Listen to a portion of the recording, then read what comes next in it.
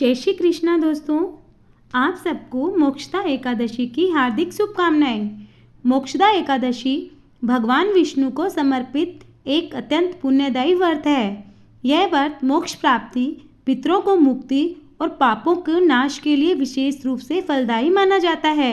मार्गशीर्ष मास के यानी अघन मास के शुक्ल पक्ष की एकादशी को मोक्षदा एकादशी आती है।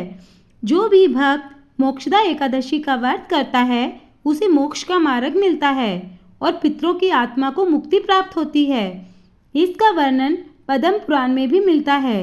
यह एकादशी गीता जयंती के रूप में भी मनाई जाती है, क्योंकि इस दिन भगवान श्री कृष्ण ने कुरुक्षेत्र के मैदान में अर्जुन को श्रीमद् भागवत गीता का उपदेश दिया था।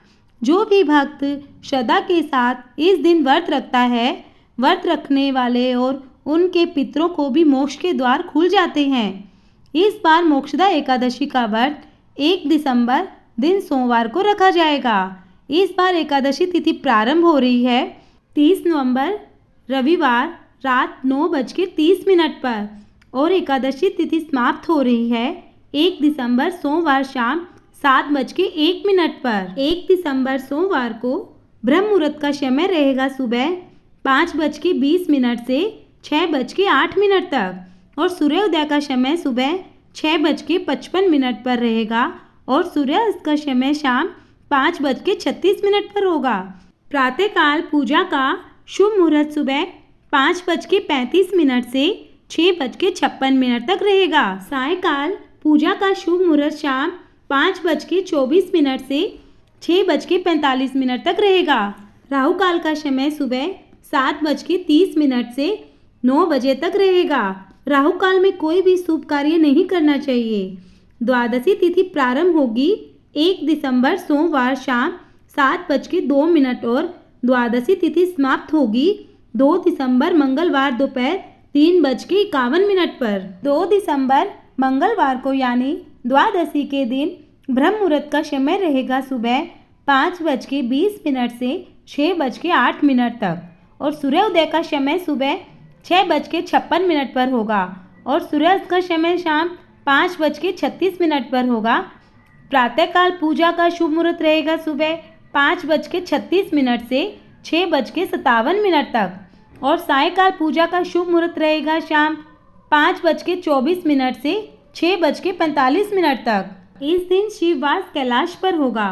राहु काल का समय दोपहर 3 बजे से 4:30 तक रहेगा। हरिवासर का समय जो कि द्वादशी तिथि लगते ही प्रारंभ हो जाता है, इस बार 1 दिसंबर दिन सोमवार को रात 12 बजे समाप्त हो जाएगा। इस बार व्रत के पारण का समय रहेगा 2 दिसंबर दिन मंगलवार को सुबह 6:57 से 9:03 तक रहेगा। एकादशी तिथि का व्रत रखने वाले भक्तों को दशमी तिथि के दिन सूर्यास्त से पहले सात्विक भोजन कर लेना चाहिए और एकादशी तिथि के दिन सुबह जल्दी उठकर स्नान करके भगवान विष्णु और भगवान कृष्ण की पूजा करके व्रत का संकल्प लेना चाहिए।